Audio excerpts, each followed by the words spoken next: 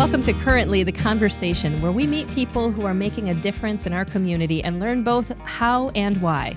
I'm your host, Christal Frost. Today, I'm honored to be speaking with Taylor Moore, the Director of Food Rescue at Goodwill, Northern Michigan. Food Rescue is doing impressive work. Every year, they rescue, repack, and distribute 2.2 million pounds of food, worth about $3.7 million. That's enough to make 1.8 million meals in our region. This program stands at the intersection of two urgent issues: food insecurity, many households choosing between food, rent, medicine, or utilities, and food waste. An estimated 35% of good food is wasted locally. Now, in our conversation today, we'll speak to Taylor about his experience, how the program has grown and changed, the partnerships that are making it work, the increasing need in our region, and ways that you can be part of that solution. Taylor, thank you so much for being here today. I'm so glad to be here. Thank you. I'm so glad to have you on the show. I think the work that you and Food Rescue have been doing is just incredible. It's inspiring. It's outstanding. Yeah. Thank you so much for that. Over a decade you've been with this organization. That's right. Yeah, over 10 years. Wow. And we just have an amazing team. And throughout those 10 years, we've had amazing drivers and volunteers and everyone at the stores and food pantries. I mean, there's over 1,000 people every week that are a part of making it work. So 10 years of working in the community in this way, it's a real privilege for me. You know, we had an idea of how we wanted the show to flow today, you know, and I know about a week ago I sent you that script and we were going to touch on all these things, and we still will. But something happened yesterday, actually. We are recording this on Friday, October 24th. And we heard from the Michigan Department of Health and Human Services that SNAP, that is that Supplemental Nutrition Assistance Program, formerly known as food stamps for people maybe who grew up in the 80s and 90s, it has been paused or will be paused in November. And this has a significant effect not only on the 1.4 million Michigan households that receive SNAP benefits, but also on grocers and on farmers and people who are providing the food. So I think at this moment, it's important to address that, to talk about what happened and, you know, how that is going to affect programs like Food Rescue and your partner programs, and really just talk about that. And I do want the caveat to say, as we stated, we're recording this on Friday, October 24th. Things may change by the time you're watching or listening, but let's kind of start there, Taylor. What happened? Yeah, we need to be talking about this, and I hope that by Monday things will have changed, or that we'll know more. Because right now we don't. Yeah. And I just think about all those folks who are relying on their SNAP benefits to feed their family, and that uncertainty is like this. It doesn't need to be this way, and I'm hoping things change by Monday, if not sooner. We need to know more. So yes, yesterday we learned that SNAP was paused. We cover a 5-county area at Food Rescue, and that's really our focus is Leelanau, Benzie, Grand Traverse, Antrim, Kalkaska. And last month, that was about $2.2 million that was doled out to primarily families, people working, right? But for people to meet their basic needs. Yeah. That's a lot of money. And sometimes it goes up to 2.5 million. To put this into context, right? Like Food Rescue, we deliver about $300,000 worth of food, right? Okay. And then the rest of the food pantries and meal sites, we account for about a third of all the food that's distributed at food pantries and community meal sites. So it's about, close to $800,000 a month that the food pantries do. It's a big, like the charitable food system is really important. It's vital. And that's in 5 counties. In 5 counties. Okay. But when you put that up against $2.2 million, right, we would have to, quadruple our work. So this program is so important, and we're needing to figure out, not only how to respond locally, but what the state can do. Yeah. And then there's still a lot of uncertainty at the federal level. For instance, they have they have an emergency fund, they have a contingency fund, but it would be less than half of what they would need to fund the entire month of November. So, this shouldn't be up for negotiation, though. Yeah.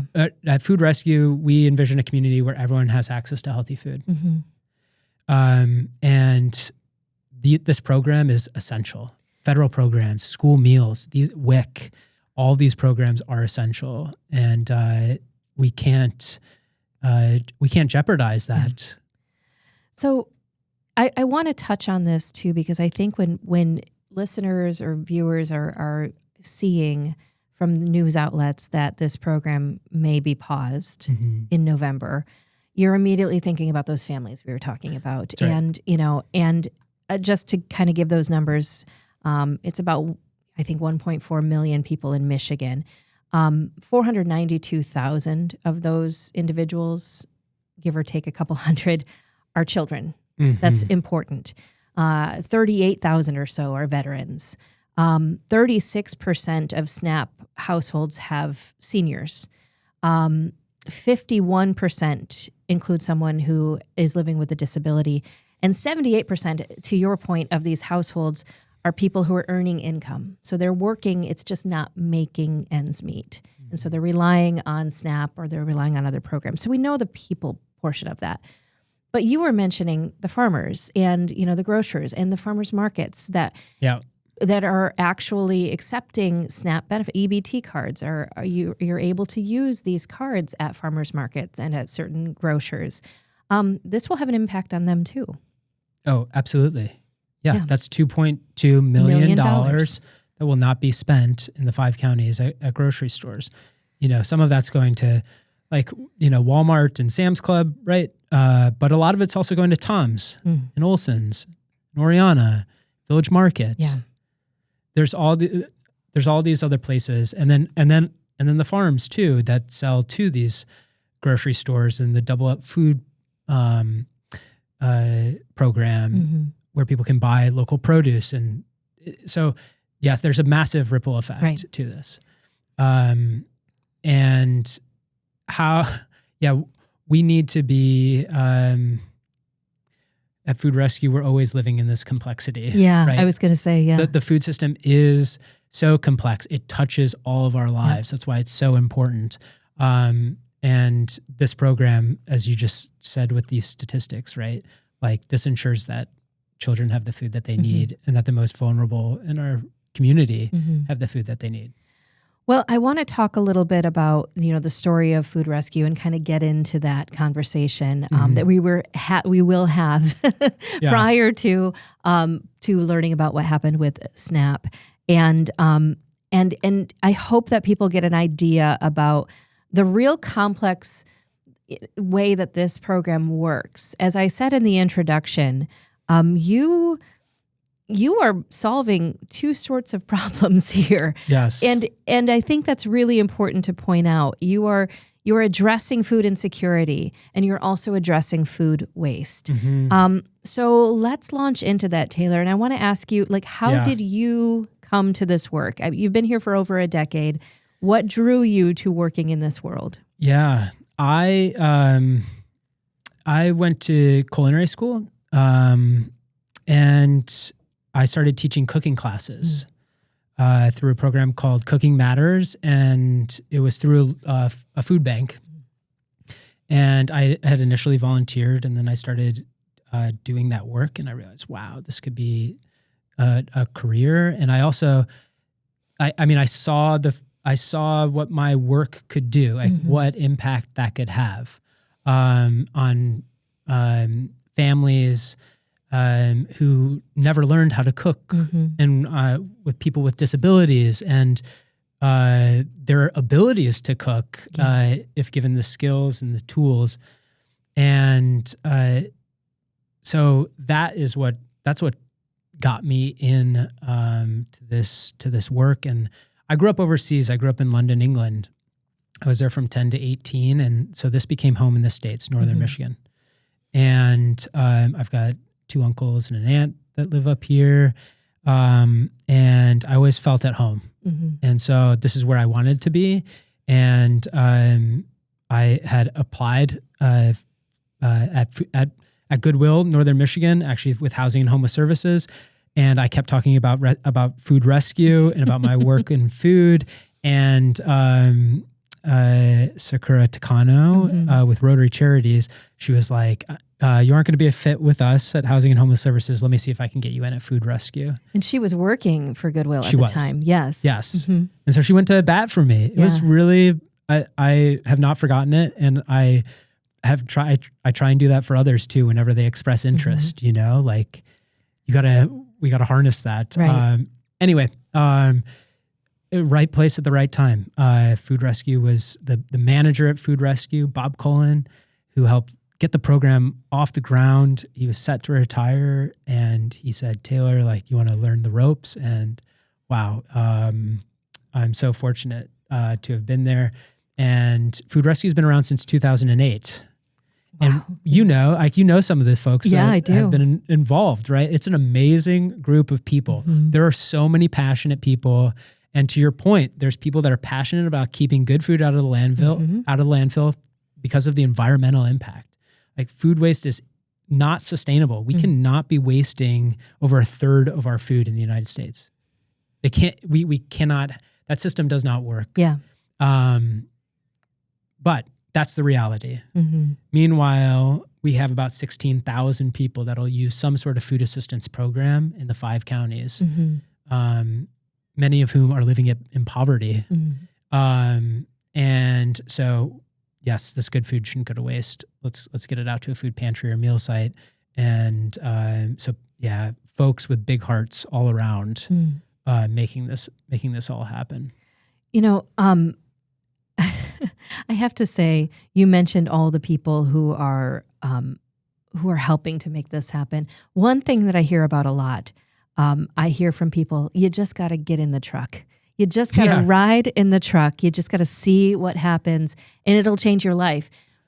Because what you're talking about here with Food Rescue is rescuing the food that would otherwise end up in landfill. Yeah. Taking it to these, meal sites across 5 counties. Yeah. And you need trucks. So that's right. Can you talk to me about being on the truck? Yeah. Yeah. You need a fleet of trucks. Yeah. So actually, Jim Milligan, who is the owner of Fustini's, he's been a big supporter of Food Rescue. And, when he was asking like about the work, I said, you got to just come out and ride with me on the truck. And he described it like Christmas Day. Wow. Yeah. He loved it. And that's what people, when they ride out on the truck, they really get to see what it is we do. So every day we pick up and distribute about 8,000 pounds of food. Where are you picking this food up from? Grocery stores. Okay. Mainly grocery stores, bakeries, farms, food processors, food distributors. We don't pick some cafes. We don't focus in on restaurants. And we aren't focused in on people's households. Okay. 8,000 pounds of food a day. So one of our trucks always goes to Costco to start the day, and we'll get almost 1,000 pounds of food. Wow. It's a lot of food because they're moving pallets of food through the store. Some pallet of raspberries comes in, the pallet of strawberries that's in its place, it's got to go. They got to move through the food. And then one of our trucks always goes to Sam's Club. That's 1,400 pounds every time we go. So that's pallets of food. Every day we pick up 650 pounds of meat. Wow. That's a lot. That's a lot of meat. That is.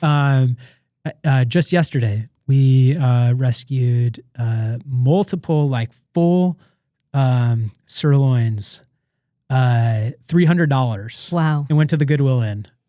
And now they're going to serve up this amazing meal to the guests at the Goodwill Inn. Yeah. So 3,500 pounds of produce, and over 1,000 loaves of bread every day. So you're picking up this food in the trucks. Yes. And then you're distributing them to your food. Basically, it's the food pantry sites. And these are all, I mean, this is a network in the 5 counties. You will have, the small pantry in a church basement and the large pantry, like maybe a Father Fred or something like that. And what are they doing with the food? Yeah.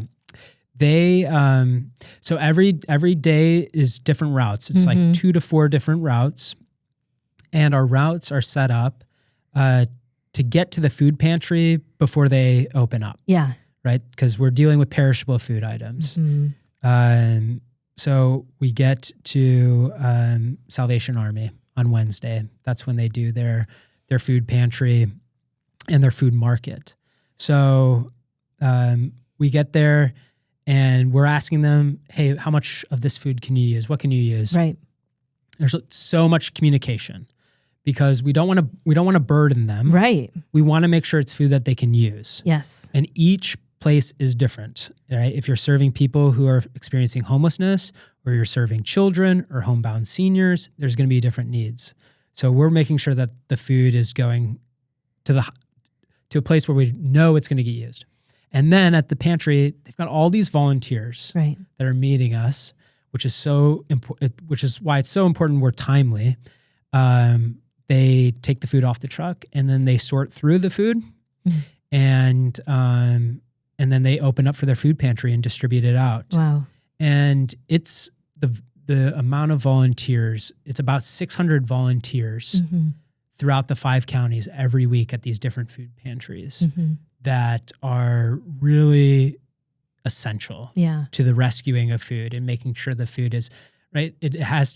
We want it to be a dignified.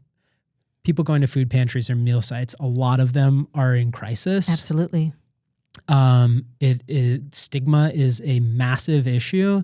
When you go into a food pantry or meal site, we are working hard to ensure that it's an experience that's dignified. And a part of that's making sure that the food is presentable, is in the quantity that can be used. It's good food. That's right. And so the food pantries really do a great job. And actually, we just interviewed 50 people at the pantries and meal sites this last summer. And we asked them on a scale from 0 to 10 on the quality of food, where would they rank it? 0, inedible, 10, the best. And we got 8 out of 10. And that goes to show like our community is working hard to make sure we're providing the food that we need. Couple of things here. Number one, I got to get on one of those trucks because I want to experience Christmas. Yes. But number two, you mentioned the timeliness of that. Yeah. Because you are rescuing food. It is perishable food. And really just the entire communication chain of which meal sites can use what food and making sure you're delivering what needs to be delivered. And you mentioned some of the, the pantries and the markets and things, but what about the actual meal sites? Are you delivering to people who are providing hot meals? You mentioned Goodwill Inn. Yes. I know Central United Methodist does, hot meals. Yeah. And that's going to be people who are going to be cooking this food almost immediately. That's right. Yeah. So when we get bacon or like breakfast sausage links, that goes to Central United Methodist. Okay. Like we're so excited whenever we get that food because we know exactly where to take it. Yeah. We know it's going to get because used. They do a daily breakfast. That's right. And I think it's like anywhere from 80 to 100 people. Yeah. Safe Harbor is the same. And right now, 5 loaves, 2 fish is like they're going back into their winter cycle. They're going to be preparing weekly meals there. We give them, thousands of pounds of food. Yeah. And they use it. Yeah. And oh my gosh. And they've got a great team of volunteers that preps the food, working with meal sites. I mean, that's something as someone who's worked in kitchens, who loves to cook, like I love seeing what these community meal sites do. We've got some like awesome cooks at these places and they turn the food into like a masterpiece. Yeah, that's right. I have seen some of the work from Central United Methodist, Goodwill Inn, and all of them really, but like 5 loaves, 2 fish. Yeah. They package these meals and they're beautiful. And I'm like, wow.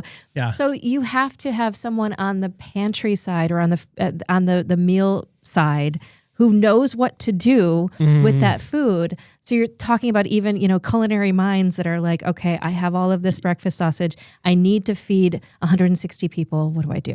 Yeah. That's huge. Right. I know. And then, what's fun with these meal sites in particular, basically they're shopping off the truck. Yeah. And that's so much fun. It's fun to see you can see the wheels spinning. What am I going to do? They have to be creative. And Faith Reformed has a great meal. Christ Church, Salvation Army. There's Travers House down the way on Hall Street. There's a lot of places that that's just like really Grand Traverse County. We talk about the surrounding counties. There's even more that are doing that. It's amazing. I want to ask you before we take a quick break, what would you say are some of the biggest obstacles for the work that you're doing right now, whether they're logistical, financial, or otherwise? Yeah. We talked about SNAP right now is our biggest obstacle. We want to ensure that the people have the food that they need. And we are holding up our end, right? There's only so much food we can rescue because we're rescuing from grocery stores where there's a whole other system that we're working with. And so when some of these programs go away, right, that ultimately means that less food is going to be available at food pantries. Yeah. So for us operationally, one of our bottlenecks has been our storage capacity in our trucks. We move a lot of food. And thankfully, hopefully before Christmas, we'll have a new cooler being installed. Yeah, you were one of the grant recipients from Impact 100. That's right. That's fantastic. Which is amazing. And that'll allow us to hold, triple the amount of produce that we can hold in our warehouse. So you can store it there instead of getting it directly off the truck. That's right. Yep. Or even worse, like not being able to pick it up at the farm. Thankfully, we've worked out systems where if there is excess food, like if a farm calls us and they've got 30,000 pounds of apples that need to go immediately, we can get that out to other parts of the state. Okay. But barely. It's like, it's a real lift. Ideally, we just take that in and store it and then just distribute it over time. Because our goal right now, one of our most key strategic goal is to ensure that every time someone goes to a food pantry or meal site that there's fresh produce available. Yeah. And in 2014, that was 13% of food pantries. And now we're up to that's risen to 84% of food pantries. Oh my gosh. And it's been and that's like a whole story, right? Of how that happens. The easy answer is like we've just increased the amount of produce that we're rescuing, which is absolutely true. But in order to get to 100%, we're going to have to be really, we're going to need to have all the tools that we need, including cold storage and trucking and, maintaining a great team of drivers. In order to get that food distributed to get to 100%. Well, you're really close. We are. I know. 11 years, you've jumped up that much. It's incredible. Yeah. We're going to talk a little bit about that growing need, the program evolution, and then also the future in just a moment. But first, a message for the Fresh Coast Film Festival Traverse City edition. You know how much I love a good film festival, and the Fresh Coast Film Fest in Marquette is one of my absolute favorites. There's just something about the combination of great stories and breathtaking views and visuals and that shared energy of people who truly get the magic of the Great Lakes. Well, something really special is coming to Traverse City this spring, and you can be a part of it. Join your community for the very first Fresh Coast Film Festival Traverse City edition. It's running April 30th through May 3rd. All around the gorgeous Boardman Lake District. It's entirely walkable, bikeable, maybe even paddleable. It's a celebration of Midwest stories and filmmakers. Expect film screenings with visiting artists, outdoor adventurers, social collisions at parties and panels, and screenings in some truly unlikely places. And here's my favorite part. It's 100% volunteer run by people who live and work here year round. If you love our outdoor lifestyle, if you love movies, this fest is absolutely for you. Take advantage of the early bird passes and tickets that are on sale right now at traversity.freshcoastfilm.com. And welcome back to Currently the Conversation. Now, Taylor, I wanted to talk, we kind of touched on this growing need in program evolution when you talked about, some of the biggest obstacles, storage being one of them. Yeah. And we have talked about, some of the issues that are happening due to the potential pause for SNAP benefits, what that does, that sort of residual effect from grocers and farmers to individual people and pantries. I'd love to know, in your conversations with your pantry partners and meal site partners that what are some of the trends now that you're seeing or you're noticing for people who are coming to these pantries? Yeah. So we serve over 70 different food pantries and meal sites. Father Fred, Leelanau Christian Neighbors, Ben's Area Christian Neighbors, Care, Good Sam. These are some of the biggest ones. But we're also going out into Mansalona, Rapid City. So from 2021 to 2024, there was a 70% increase in food pantry usage. And that context is really important. Because I can so vividly remember working through COVID in our team. I was going to ask you about that. It won't be forgotten for a long time. There was this initial large increase in need right at the outset. But then something really remarkable happened that I had never seen before, and many of us hadn't, which is Michigan launched the pandemic EBT program. Schools were giving out universal school meals. There was the child tax credit. And we saw the amount of people going to food pantries go down substantially. And that was in 2020. This is 2022 is really, 2021, 2022. And this is actually when rates of food insecurity in Michigan went to their lowest point ever recorded. Wow. Yeah. Because of some of those things. That's right. Yeah. Absolutely. People are asked, and these are survey questions, people are asked, do you have enough money for your next meal, or have you worried about being able to get your next meal because of the cost of food? They're saying, no, I'm doing better than I was. So those programs were sunsetting, and we knew they were going to sunset, and we knew that there was going to be an increase. And then we had inflation, and that really drove things in the wrong direction. So we had more and more people going to food pantries and meal sites. We just had one pantry that served almost 600 people in one day. Wow. It's the most that they've ever served in one day outside of a holiday.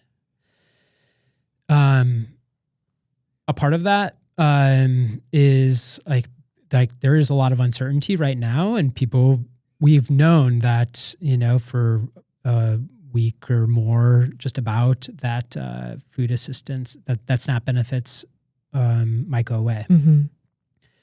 So people might be preparing.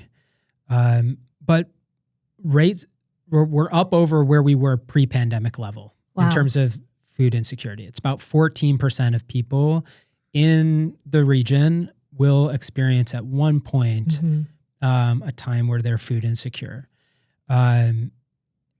There's the pause in SNAP benefits, but then there's also changes. There's going to be changes to SNAP anyway, which was the regardless.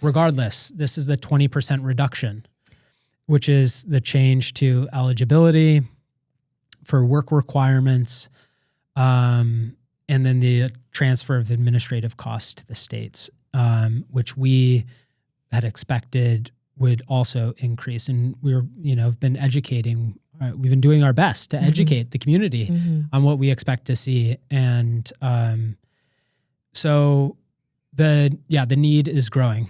And what does that mean? For us, we're having a record-setting year. We're going to rescue almost 11% more food than last year. Wow. And a large part of that is because of our relationships with local farms, just continues to grow, and with some food processors. But that's not, the 11% growth is not enough for what could be a 20% increase at the food pantries. In demand. So now we have to, what we can do is at Food Rescue is we can make sure that where we're putting our food. So when we get Go-Go Squeeze, right, we're about to get 6 pallets of Go-Go Squeeze next week. That is going to step up. Okay. The school food pantries, that it's going to lift, that it's going to areas where that are serving the populations with the highest barriers to accessing food. Okay. So we need to be prioritizing where our food is going and being more strategic with it, because there's pressure. And those are really difficult conversations to have. But I will say that, and I really commend the folks who started Food Rescue and have gotten us to this point. We work really collaboratively, and we make decisions based on what we're hearing from people using the services, right, and our partners. If there's silos, we work hard to break those down. Yeah. And so it is difficult to have conversations though, where it's like, how do you limit food? Yeah. How do you say to a family, no, you can only take that much, or you're going to run out. Right.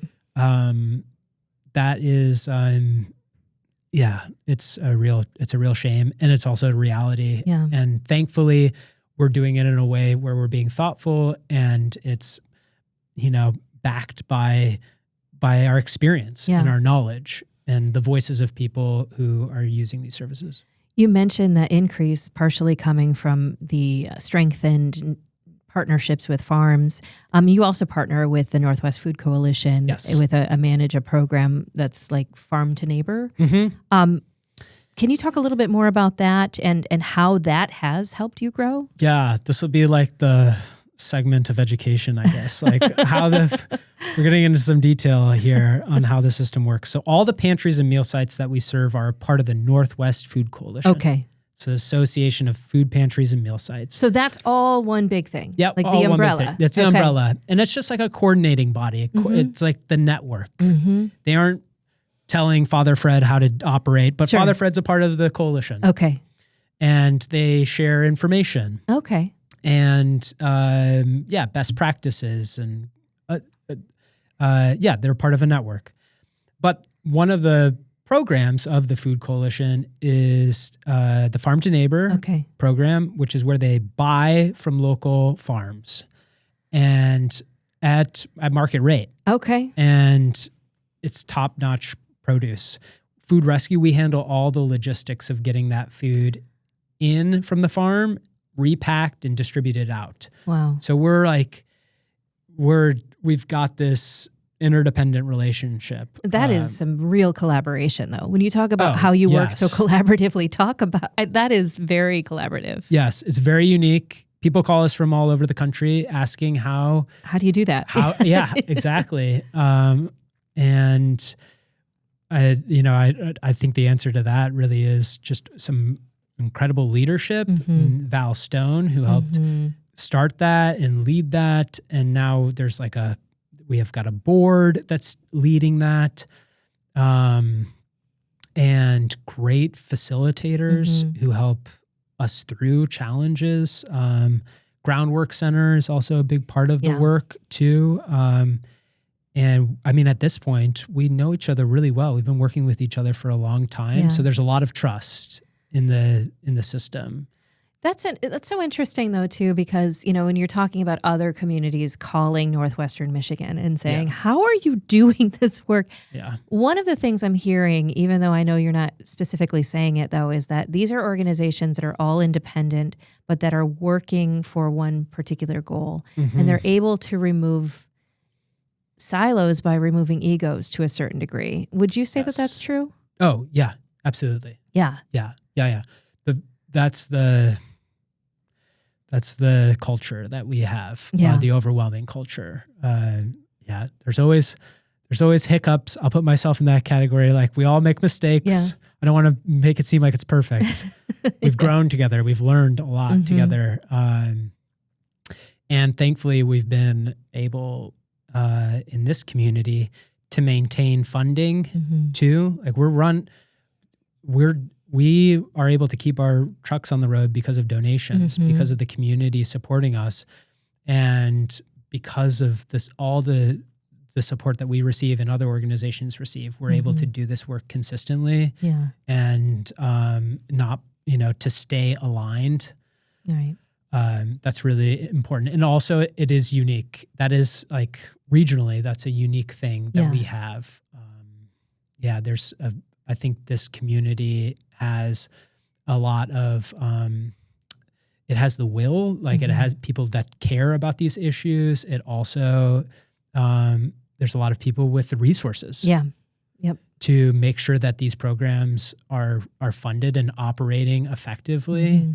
Other parts of the state don't have that. And it's that's something that, as we work more collaboratively and start thinking about things at the state level too, that we're grappling with. So I do want to look ahead. I know the way that you work. I know the way this program works, and realistically, anybody who's in this kind of service organization, you have to look. It's like looking, I guess, at, like, if you look at a mirror, in many, many, many mirrors. Have you ever been into like a fun house? Totally. I can totally imagine it. Yeah. And you see the thing that is right there. Yeah. Right. And it's like, okay, this is the thing I'm seeing here. This is my reflection here. But then you can see so far out of, yes, it's still you, but it's far out and it's maybe a little more clear, And I think you have to think about things like that. And right now, the big thing that we're seeing in this reflection is, the what we know about what is going to be lost in SNAP benefits. Yeah. There's going to be a 20% reduction. Yeah. And then looking into kind of the middle, all right, how do we plan for that in the next few years? And then how can we see ourselves in 5 to 7 years? What is that going to look like? So I'm going to ask you that, if you can think about that, like sort of the macro, mezzo, micro level of food rescue. Where do you see yourselves now, maybe in the middle, and in the future? Yeah. So we've got this goal to get to 100% of food pantries and meal sites. And you got 16% to go. Yeah. That is, hopefully in the next 2 years, we're going to be able to do that. That's great. So there's that. One of the, I'll put this in the kind of the mid-range, is ensuring that every time a farm has excess produce, that we are able to distribute it out. When you say distribute it too, you have volunteers that are actually showing up and gleaning and taking, they're taking the produce from the trees. That's right. Yeah. So actually this in Northport, this weekend, we're going to be harvesting apples. And we've done pears and asparagus.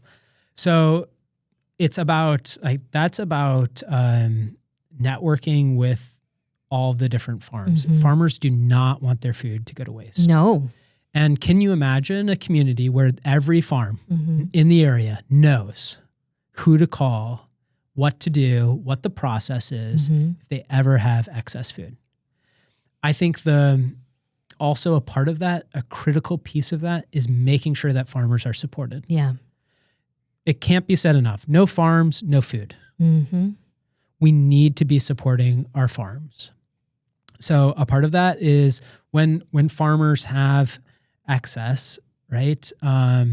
Or on the trees, or if they've already harvested it, if they're donating it, some of their costs should be covered. Mm-hmm. Mm-hmm. And right now, our system is not set up for them to receive a charitable deduction that's meaningful or useful for them. So we do need to be, that's a part of food rescue's work is we need to be creating a sustainable food system that's working for the grocery stores, for the farmers, and then ultimately for people.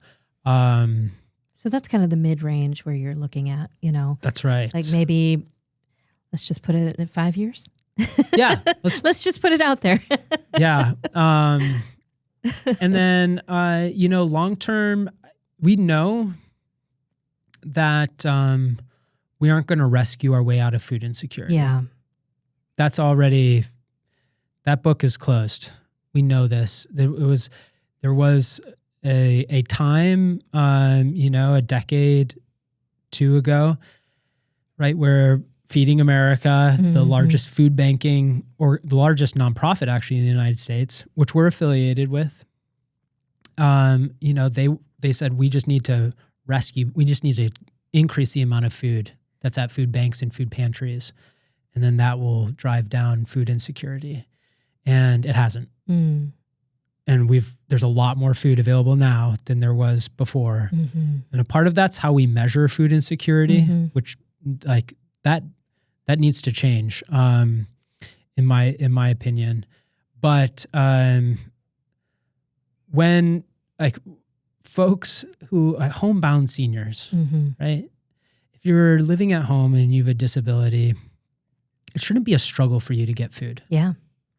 You shouldn't be reliant on rescued food, which is we don't know what it is we're going to get. Yes, we've got a good system now, but what if it looked totally different? What if those needs were met?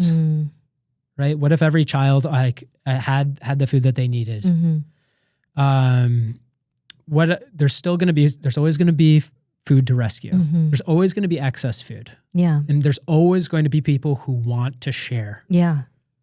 And so that's what food rescue will.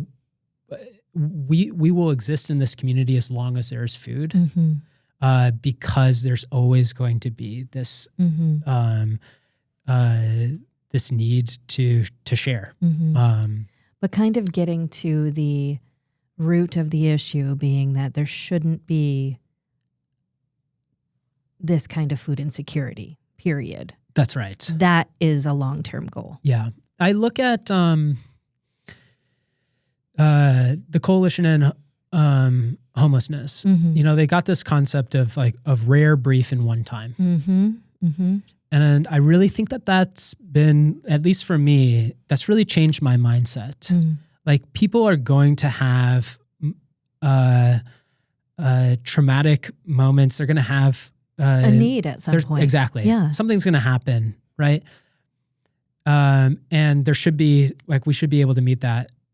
But it shouldn't be that we have a state where 14% of people are perpetually experiencing food insecurity. Right. That's not the kind of community that I know we want to live in. Right. It's about changing it. Hunger is so subjective. Yeah. And food is so subjective, and nutrition is so subjective. It's so personal and cultural.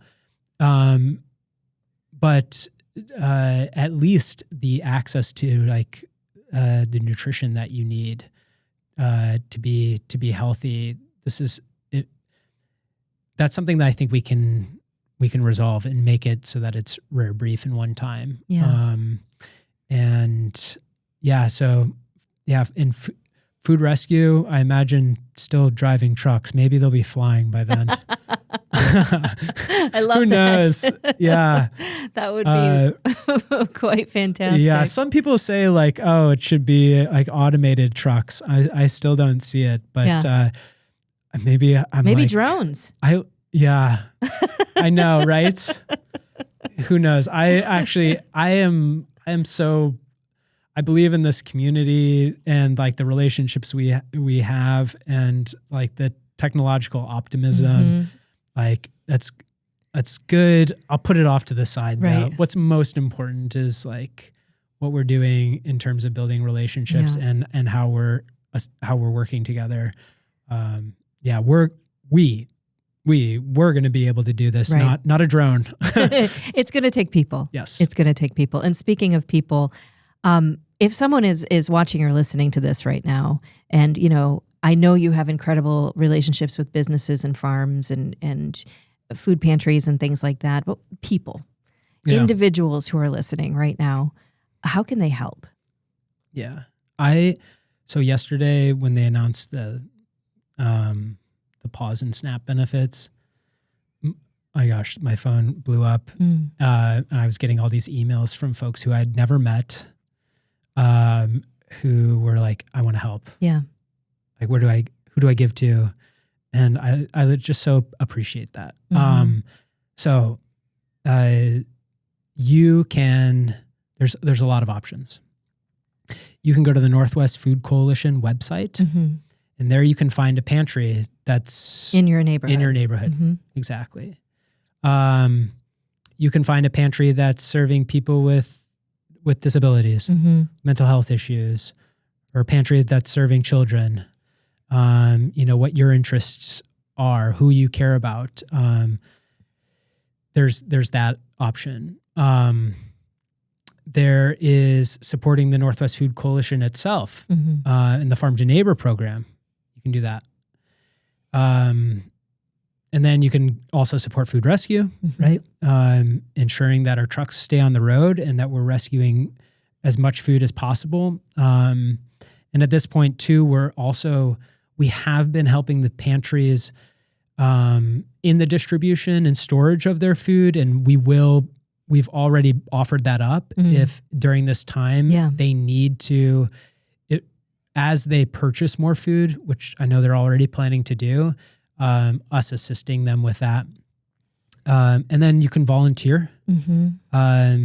We repack food at the warehouse on Thursdays. Okay. We go out to farms and we glean, and then also at the food pantries, there's volunteering as well. So yeah, reach out, and we understand. We're going to work to make sure that people get set up and connected with the whoever they need to, in order to get that, put their energy in a positive space. Yeah. Taylor, I have to ask you this. I've known you for a bit now. I always walk away from our conversations feeling a little more motivated. I'm not saying, I think sometimes positive people get this sort of this false impression. They give this false impression that, everyone's sort of Pollyanna-ish. You're not. You're positive, you're motivated, you're realistic. What keeps you motivated in this work when you know and you see those sort of three levels of things that need to happen, the things now, the things in the distant future, the things that are in the maybe more near future? How do you stay motivated? Oh, yeah, that's a big question. Thank you for the compliment. Because I very much feel this sense of a responsibility to motivate and also to make it clear of like what's needed. Even for me to say like, we aren't going to rescue our way out of food insecurity. Right. People may hear that and be like, oh, why are we supporting food rescue? Why are we rescuing food then? But it's needed. We need to be doing it.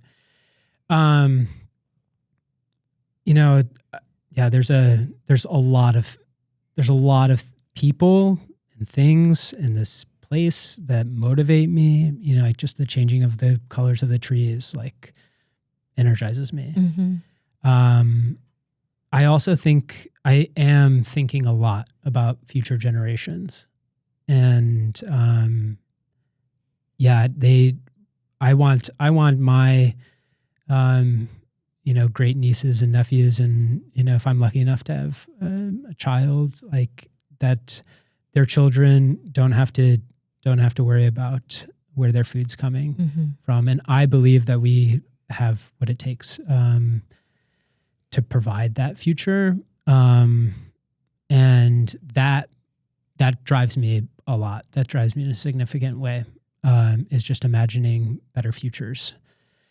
And yeah, I'll also say that food in general is so motivating because it's so immediate. Yeah. The work, like our work is immediate. We get food in, we get the food out. It's in people's refrigerators. It's on their dinner table. It's like you can feel it immediately. Totally. Mm-hmm. Totally. And that, like food is such a motivating factor. Yeah. Tonight I'm going to go cook a meal at Safe Harbor. It's about 85 people. Yeah. We're going to have steak from the Northwest Michigan Fair that was donated. Oh, amazing. Rescued Chick-fil-A chicken.